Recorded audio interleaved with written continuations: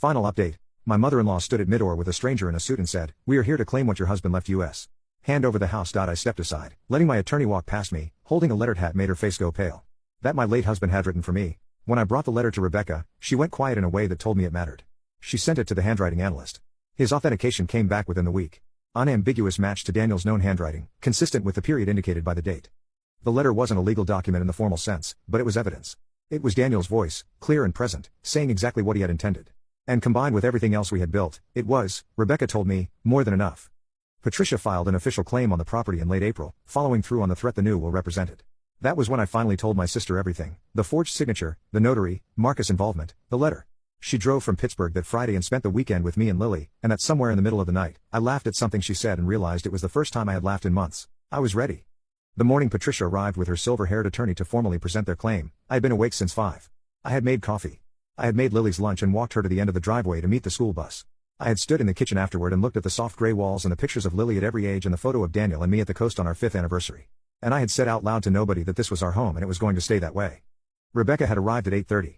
We went over everything one final time. She was calm in the way that people are calm when they have done this enough times to know what the outcome is before it arrives. When Patricia walked in and saw Rebecca standing at the kitchen table with the documents in front of her, she stopped mid-sentence. Her attorney's eyes moved to the papers, and I watched something shift in his expression. A subtle recalibration, a professional adjustment to new information. "What is this?" Patricia asked. Rebecca introduced herself. She explained in precise and unhurried terms what we had found. The handwriting analysis, the notary's documented relationship with Marcus, Daniel's medical records, and finally the letter. She read the relevant section of the letter aloud. Daniel's words, "in that kitchen," in Rebecca's steady voice. Patricia sat down. She didn't ask to sit. She simply lowered herself into the nearest chair as if her legs had decided something before she did. Her attorney leaned down and spoke quietly in her ear. She shook her head once, slowly. Marcus, who had come with them and was standing in the hallway, left without saying a word. I did not say anything to Patricia for a long time. I watched her sit with what she had done. And I tried to find something to feel that wasn't grief. Because underneath the anger, underneath the long months of fear and paperwork and late nights, the thing that hurt most was not the house. It was that Daniel had been right to write that letter. He had known even then what his family was capable of, and he had loved them anyway. He had loved them and protected us anyway, as well as he knew how, before he ran out of time. He knew. I finally said, "He told me. He left me everything I needed. You just assumed I wouldn't look." Patricia didn't answer. There was nothing to say. The legal process that followed took several months, and I will not pretend it was simple. Patricia and Marcus did not concede immediately. There was a formal challenge, a hearing, a series of depositions during which I was told the notary was less than composed when asked about her text messages with Marcus. There was a moment 2/3 of the way through when Patricia's attorney made a motion that Rebecca quietly and methodically dismantled over the course of a single afternoon, after which her own attorney advised her to stop. The court ruled in my favor in September. The house remained in my name. The fraudulent will was invalidated. The investment accounts were unfrozen.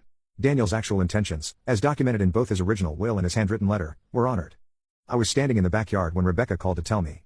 Lily was on the swing set, the pink ribbon still on the handles, kicking her feet up toward the sky. The leaves were just starting to turn. The air had that particular smell of early fall that I will always associate now with the moment I let myself believe completely that we were going to be all right. I told Lily that evening at dinner. I told her that everything was settled, that this was our home and it was going to stay that way just like I had promised her. She nodded like it was information she had already filed away, because she is 9 and practical and had decided to trust me months ago. And then she asked if we could get a dog. I said, yes. Here is what I want you to know. If you have made it this far with me, the months between that March morning when Patricia stood on my porch and the September afternoon when Rebecca called me, those months were the hardest I have ever lived through. Not because of the legal process, though that was exhausting. Not even because of the grief, though that continued in the way grief does, in waves at unexpected moments. What made it hardest was the specific loneliness of fighting for something that should never have been in question, of having to prove that your home is your home, of having to assemble evidence that your husband loved you. But I also want you to know that Daniel knew me. He knew that if something happened to him, I would not fold quietly. He knew that I would sit on the floor of his office in the middle of the night and go through every folder in every box until I found what I was looking for. He knew that I was the stronger one, even when I didn't feel it. He left me what I needed. I just had to be willing to go looking. The dog's name is Biscuit. She is a 7-month-old beagle mix who chews shoes and sleeps at the foot of Lily's bed and has claimed the corner of the couch by the window as her permanent residence. Daniel would have loved her immediately and pretended to be annoyed by her for approximately 48 hours before letting her sleep on his feet. The house still has the soft gray kitchen. The swing set still has the pink ribbons. And on the shelf in the hallway, next to a photo of Daniel and Lily taken the summer before he died, there is a small framed card with a line from his letter on it.